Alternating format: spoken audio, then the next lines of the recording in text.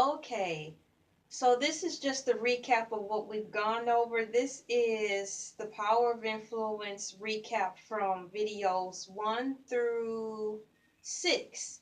So we all know and or have learned that the power of influence is also one and the same with peer pressure. So since having said that, the power of influence is more or less equated to peer pressure, I decided to start off with elementary because more or less that's where it usually begins, like on the playground where you discover that for some reason you just aren't cool, or maybe you find out that you are. That's where you kind of are sifted and placed in these certain cliques or whatever, or groups. That's where you kind of learn all that stuff and wonder what you should do, whether or not you want to fit in with these people, or if you have it, or unfortunately things like that. That's where influence kind of starts at elementary. Oh no, the camera moved.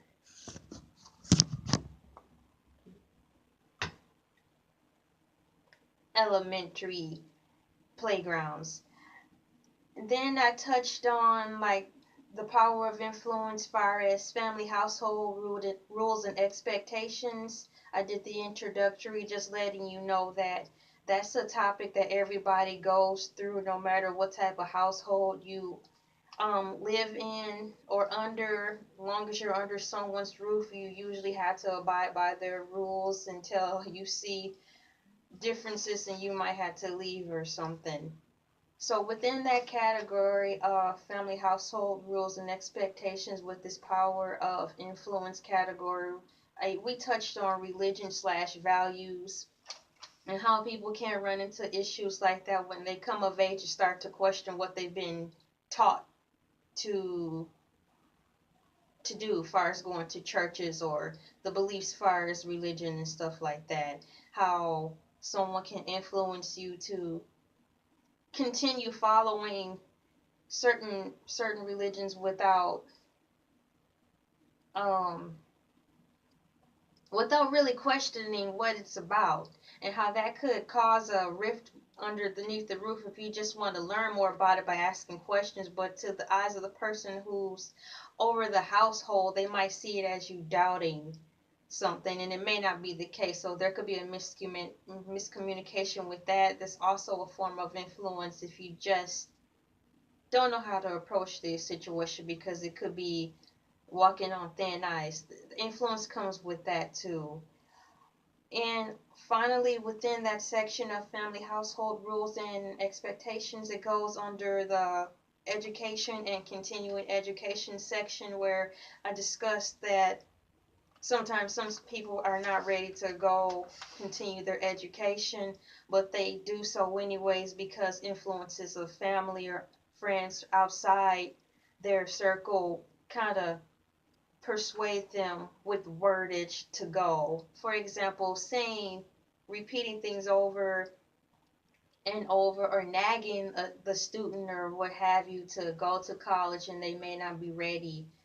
And in order for the student, the future student or potential student, to get any peace or anything from someone constantly nagging them, they'll just go to school or go to college, and that's not what they want. But at least when they know they come home, they won't be getting hounded all the time. That's influence too, and people who do that are wrong, because you kind of know what you're doing, but you still feel you are getting away with not being that influence, because you didn't technically actually make them do it, you didn't force them to do it, but you're guilty for doing that, no matter how you want to put at the end of the day. No matter what happens, at the end of the day, you're still guilty for doing that, because you knew exactly what you were doing, because you still got your way.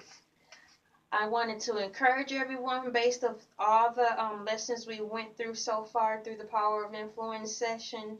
The series is just to, when you get into situations like that or know someone, just stop, take a breath, because it can be difficult when that happens. You know, you just don't want to deal with it, but you have to. That's all part of growing up.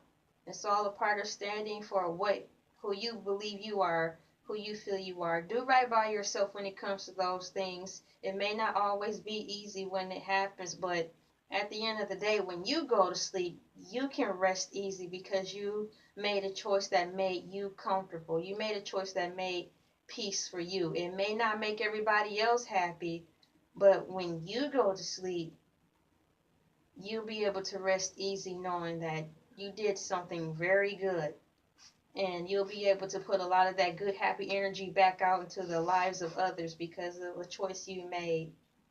So that's just a recap of what we talked about for those who are just now tuning in to our session here.